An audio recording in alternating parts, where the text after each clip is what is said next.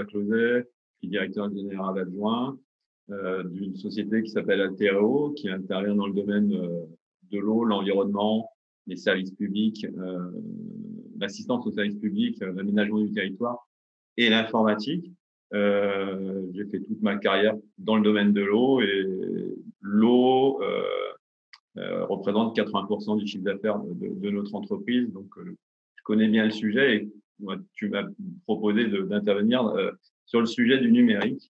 Alors, moi, je vais me concentrer sur ce qu'on appelle le petit cycle de l'eau, qui part de la ressource en eau et qui va jusqu'au consommateur au travers en fait, des systèmes d'alimentation en eau potable et qui, du consommateur, repart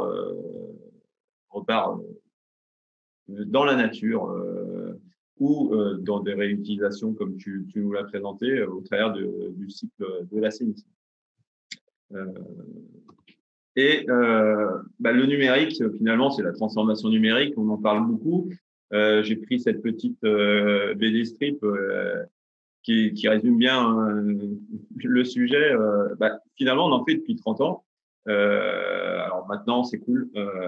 C'est à la mode. Mais c'est pas qu'à la mode. Et surtout, c'est que on voit apparaître des technologies numériques disruptives. Voilà, que j'ai résumé, j'en ai peut-être oublié certaines, comme l'intelligence artificielle, la blockchain, les outils de mobilité, la réalité virtuelle, l'exploitation de l'imagerie spatiale. Les drones, alors c'est du numérique un peu décalé, mais n'empêche que on peut le considérer comme du numérique. La robotique et puis tout ce qui concerne l'Internet des objets, qui sont en train de bouleverser le paysage et notamment le petit cycle de l'eau.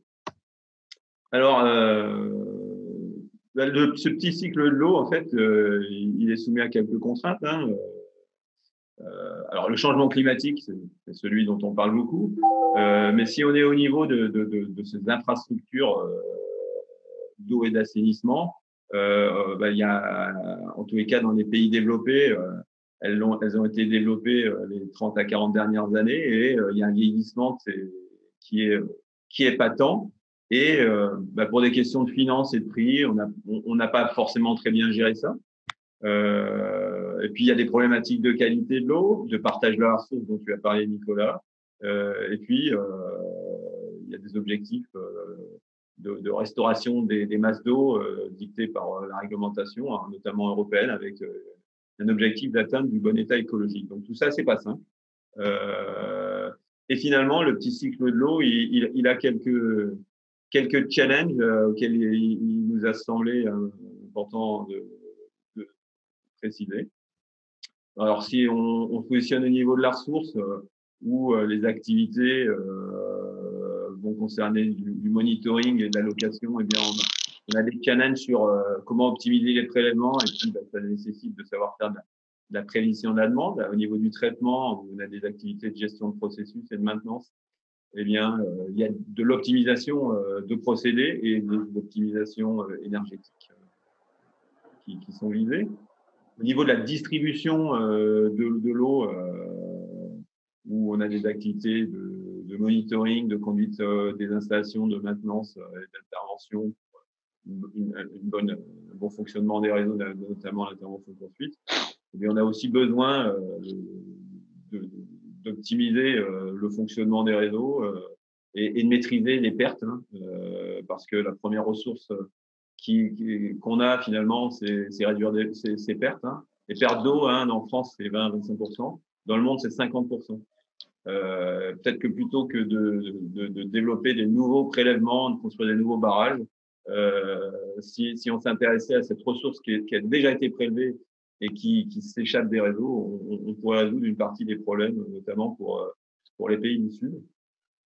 Et puis au niveau des consommateurs, on a des possibilités de les engager dans des modifications de leur usage de l'eau à travers des informations qu'on peut leur communiquer. Côté assainissement, on va retrouver à peu près des images assez identiques sur l'optimisation énergétique, la réduction de rejets par temps sec et par temps de pluie, puisque malheureusement, les installations d'assainissement, elles sont pas étanches. elles ont des dysfonctionnements qui peuvent être naturels ou pas, et que ça concourt à la non-atteinte du bon état écologique des matériaux. Voilà. Alors, comment ces technologies qui sont disponibles sur le marché, on va dire, soit de la recherche, soit un peu plus industrialisée, peuvent s'intégrer dans le petit cycle de l'eau? Eh bien, l'intelligence artificielle, avec une des branches qui est le machine learning, va permettre de répondre à certains des challenges dont on a parlé. Hein. On peut construire des modèles de prévision de la demande en eau pour mieux piloter les installations, mais également pour mieux partager la ressource aussi. On peut faire la prévision de défaillance des équipements, que ce soit des réseaux ou des équipements électromécaniques, détecter des comportements anormaux et notamment des fuites ou des vols d'eau, conduire de manière plus optimale les réseaux pour réduire les consommations énergétiques, planifier les investissements et puis engager les consommateurs à réduire leur consommation en analysant leur consommation individuelle. Et avec la montée en puissance des compteurs dits intelligents, ils ont d'intelligence que d'être surtout connectés. C'est l'intelligence artificielle qui est pas embarquée dans le compteur, mais à côté, qui peut permettre de donner des informations et de faire changer le comportement des gens en ajoutant à cette intelligence artificielle de l'économie comportementale pour modifier justement le comportement des consommateurs. Alors, au niveau de la robotique, les drones peuvent nous permettre de répondre à des problématiques d'inspection des infrastructures. Alors, on a des ouvrages qui sont souterrains, qui sont difficiles d'accès, dans lesquels on peut envoyer des robots faire des inspections là où l'homme ne peut pas y aller, soit par la taille, soit par les linéaires à inspecter. On peut envoyer des drones inspecter nos châteaux d'eau et puis détecter des fuites par imagerie. On peut faire la même chose à partir du satellite, mais on peut également, en exploitant les données satellitaires et les données météo, faire de la prévision de la demande en eau, pas uniquement de l'eau urbaine, mais également des eaux agricoles, puisque comme l'a dit Nicolas, plus de 70% au niveau mondial, c'est de l'eau agricole. Et quand on a une rareté de la ressource, il faut pouvoir gérer son allocation et utiliser ces images pour pouvoir faire une prévision de la demande en eau. Alors, on a des nouveaux outils de mobilité, hein, on a des téléphones mobiles hein, qui nous permettent d'accéder à de l'information et à collecter de l'information géolocalisée, qui sont très utiles pour mieux gérer les interventions et faire l'inventaire des infrastructures. Et la réalité virtuelle va permettre de surimposer sur cette vision au travers de ces outils de mobilité le tracé de ces infrastructures qui sont enterrées et qui permettent de mieux les gérer. L'Internet des objets va permettre de répondre à des problématiques de suivi, de conduite optimale et puis de prévision des défaillances, puisque on a sur nos machines tournantes la possibilité de récupérer des informations sur leurs défauts et de les exploiter soit par une intelligence embarquée dans les objets connectés, soit dans des intelligences qui sont plus sur le web. Et puis, la blockchain, elle permet de travailler sur la cybersécurité parce que on a la possibilité de mettre des capteurs un peu de partout, mais ces capteurs, ils ont une information qui est importante, mais qui peut être aussi mal utilisée et pouvoir, grâce à la blockchain, assurer une sécurité de la transmission de ces informations. C'est important, mais on voit également apparaître dans le partage de la ressource la possibilité de gérer par des contrats. Et finalement, la blockchain, c'est des smart contrats qui vont permettre de développer un partage de la ressource plus connecté. Alors tout ça, c'est bien beau, hein, mais l'adoption des technologies numériques, c'est pas si facile. Ça se fait pas en un coup de claquement de doigts. On a une courbe d'adoption de l'innovation qui est représenté sur cette figure. Hein.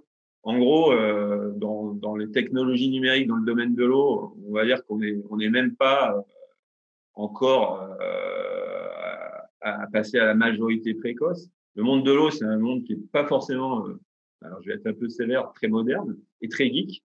Alors vous me direz, l'eau, ça marche depuis longtemps. Hein. Les Romains, ils n'ont pas attendu d'avoir des objets connectés pour pouvoir faire couler de l'eau avec des pentes très faibles, et ça marchait.